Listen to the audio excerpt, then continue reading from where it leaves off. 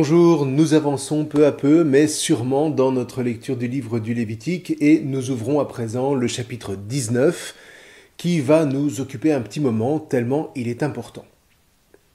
Alors, on retrouve dès le verset 2 la communauté, Ada, qui désigne l'assemblée du témoignage en tant qu'assemblée essentiellement cultuelle, ce qui est un indice qui prévient que les prescriptions qui vont venir vont essentiellement concerner le culte, ce qui n'est pas tellement étonnant puisqu'on sait maintenant que la sainteté est attachée au culte auquel rend apte la vigilance à rester pure selon les prescriptions de Hachem. C'était tout l'objet des chapitres 11 à 16. Précisons que tout ça ne se comprend que dans le cadre de l'Alliance, c'est-à-dire dans cette pensée analogique attachée au Mishkan et à la dynamique d'élévation qui lui est associée. Encore une fois, sortons de ce cadre et on n'y comprend plus rien. Et par suite, on ne comprend plus rien au Christ Jésus et à sa propre élévation à laquelle le baptême associe les chrétiens. Bref, la fin du verset 2 est un rappel de la convocation à la sainteté qui a retenti au chapitre 11, c'était les versets 44 et 45. « Vous serez saints, car moi, je suis saint. » C'est-à-dire, vous serez à part, car moi, je suis à part. Rien que ce rappel manifeste bien l'articulation nécessaire qui existe entre la loi de pureté, les chapitres 11 à 16, et la loi de sainteté, les chapitres 17 à 26. Les prescriptions qui suivent sont donc marquées d'une certaine manière comme des commandements privilégiés dans l'ordre de cette sainteté qui n'est ni plus ni moins, redisons-le, que l'ordre de la vie et de la liberté. Alors on a peut-être l'impression qu'on répète toujours la même chose, mais c'est comme ça que ça rentre. En même temps, on ne cesse jamais d'être surpris. Surpris par exemple que le premier commandement de la série soit la crainte des parents associée à l'observance du Shabbat. Alors on avait déjà cette association dans le Décalogue, c'était en Exode chapitre 20, mais dans l'ordre inverse. Alors ceci dit, en Exode 20, il s'agissait d'honorer les parents et non pas de les craindre. Alors sur cette question de crainte, je vous renvoie sur la vidéo dédiée à ce thème. En deux mots, la crainte n'est pas tellement le fameux respect des parents, mais la perception que derrière eux, pour ainsi dire, il y a une loi supérieure dont ils sont les intendants et les témoins vis-à-vis de leurs enfants. Et dans la mesure où, dans l'enfilade de cette crainte s'inscrit la prescription de magnifier le Shabbat, on comprend que ce dernier est le lieu par excellence où se perçoit cette loi supérieure dont les commandements doivent être transmis et vécus de père en fils, de mère en fille, bref, de génération en génération.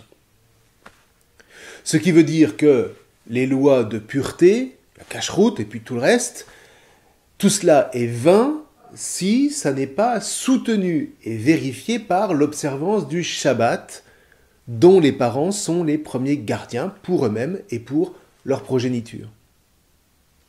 Or, si le texte commence par ça, c'est que pour lui, dans le cadre de l'Alliance, toute la suite va relever de ce lien entre les générations, un lien scellé par le Shabbat.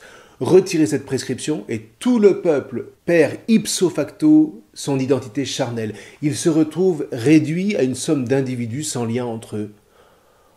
En d'autres termes, ce que nous dit le texte, c'est que c'est grâce à ce lien entre les générations et la pratique du Shabbat que la suite va pouvoir être mise en œuvre avec fruit.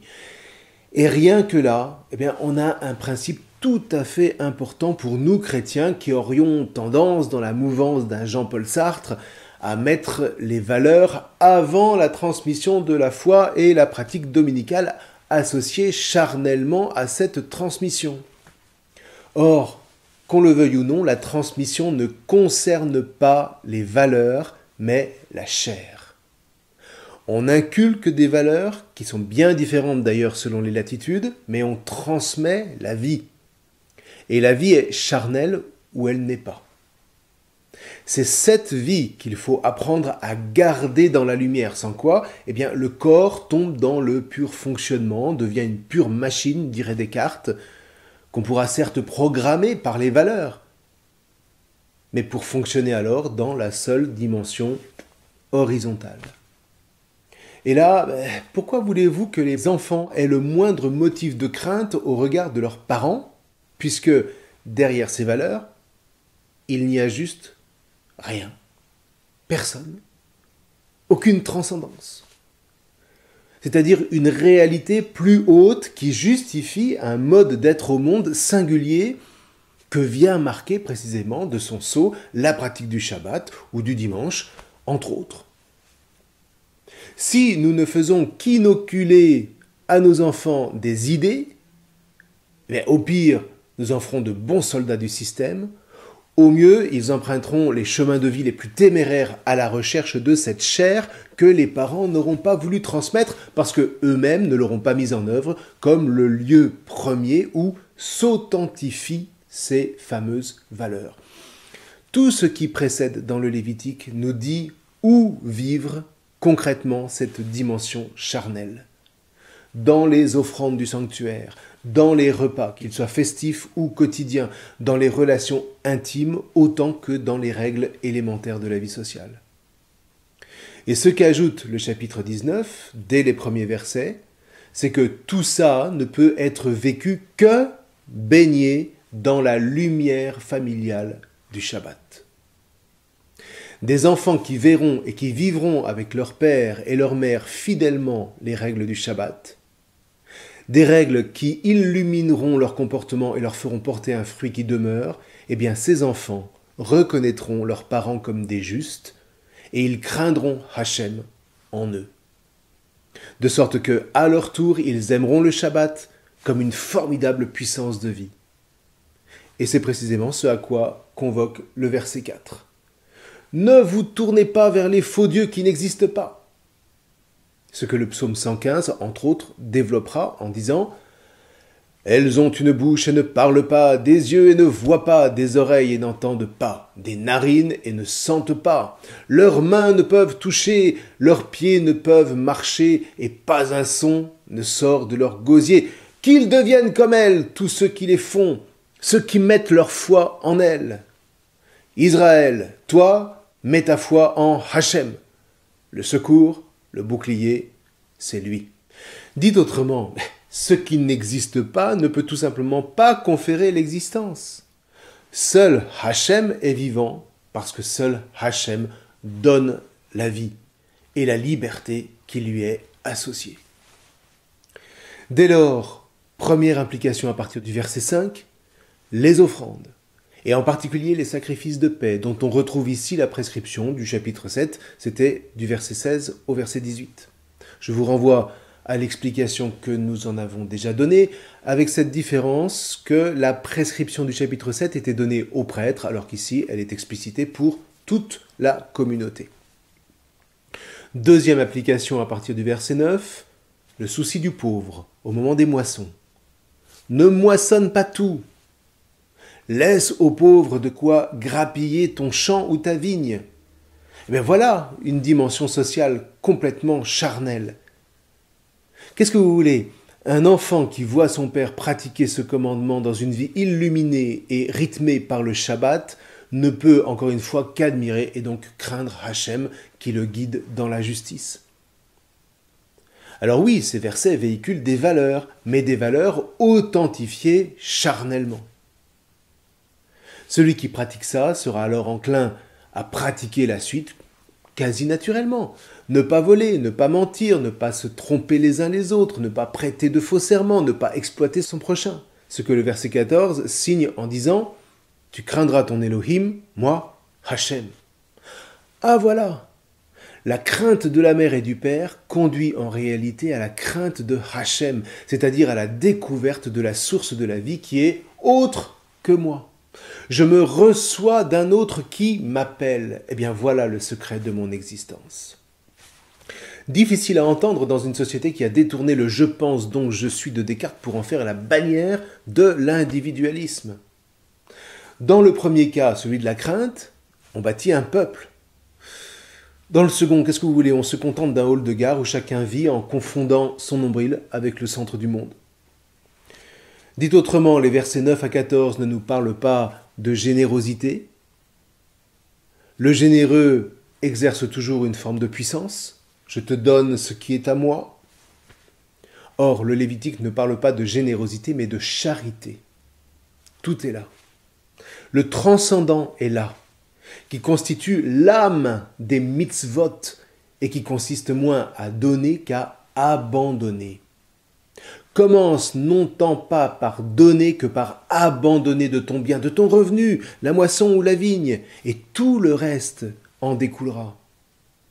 Et oui, parce que quand on commence à vouloir garder pour soi-même son précaré, mais c'est là que s'installe le mensonge et l'exploitation de ceux qui ont le malheur de croiser mon nombril. Dans le fond, le commandement le plus essentiel de ce passage, c'est celui des versets 9 à 10, qui sont proprement charnels, qui prescrivent un acte concret d'abandon pour que le reste ne glisse pas dans la vanité des seules valeurs, des grands principes, mais s'enracine dans une vérité palpable, authentifiée par la chair. Et c'est ainsi qu'on voit que le Lévitique, décidément, n'a pas pour objectif d'écrire un traité de morale. Ce qui lui importe, ce sont les œuvres concrètes, les fameuses mitzvot en hébreu. Montre-moi ta foi sans les mitzvot. Moi, je te montrerai la foi par mes mitzvot, dira saint Jacques dans sa lettre, c'est au chapitre 2, au verset 18, qui s'inscrit complètement dans la ligne du Lévitique et plus largement dans la ligne de toute la Torah. Et là, la suite mérite quand même d'être entendue. Toi, tu as la foi en un Dieu unique. Tu fais bien. Mais les démons aussi ont la foi, et ils tremblent. Homme vide, veux-tu connaître que la foi sans les mitzvot ne sert à rien? N'est-ce pas par ces mitzvot qu'Abraham, notre père, a été déclaré juste lorsqu'il a porté en élévation son fils Isaac sur l'autel des offrandes? Tu vois bien que la foi œuvrait avec ses mitzvot, et c'est par les mitzvot que la foi a été portée à son accomplissement. Ainsi, l'écriture a-t-elle été portée à la plénitude.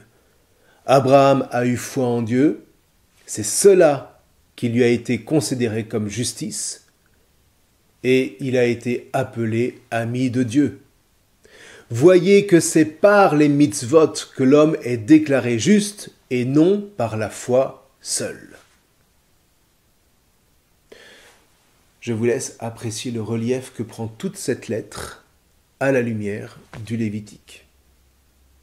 Alors voilà, là où la Torah se manifeste comme une Torah de vie, c'est par la primauté de la chair que manifestent les mitzvot, les œuvres, et jamais sans elles, sans quoi les démons, toujours tapis à la porte, s'empareront de la vie et la videront de son sens. Et pour le coup, par la chair des mitzvot, la Torah devient le véritable moteur de la morale. Mais une morale éclairée par la crainte, par la transcendance, qui se reçoit de Hachem par la médiation de la mère et du père en tant qu'ils appliquent charnellement les mitzvot de cette Torah dont découle alors la justice et avec elle la vie du peuple marquée de génération en génération par cette crainte vivifiante de Hachem. À partir de là, du verset 15 au verset 19, on peut quitter l'ordre familial pour entrer dans celui de la vie du peuple, la vie sociale, pourrait-on dire, que régit l'exercice du jugement dans les moments inévitables de contentieux. Alors, attention aux traductions de la fin du verset 15. J'aime assez celle de la Bible de Jérusalem. C'est avec justice que tu jugeras ton compatriote. Amitecha, où on retrouve la racine am, le peuple. Alors, il ne s'agit pas ici donc du prochain, Réa, qu'on va trouver au verset suivant. Que dit le verset 15? Une vérité toute simple. Au nom de Hachem, dans la crainte de Hachem, le juge ne doit pas se laisser aller à ses émotions.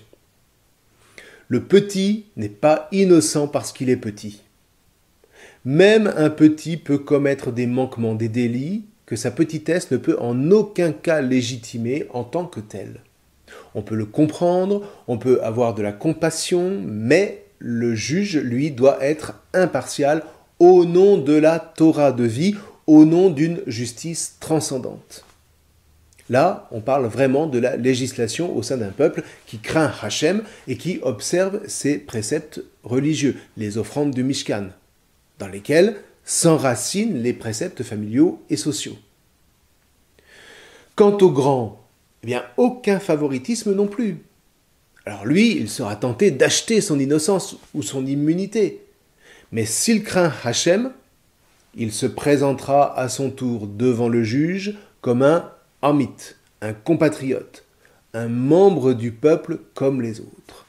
Et là, on songe à saint Paul quand il dit « En Christ, il n'y a plus ni esclave ni homme libre, ni homme ni femme, parce que vous n'êtes qu'un en Christ Jésus. » C'est dans l'Épître aux Galates, chapitre 3, verset 28.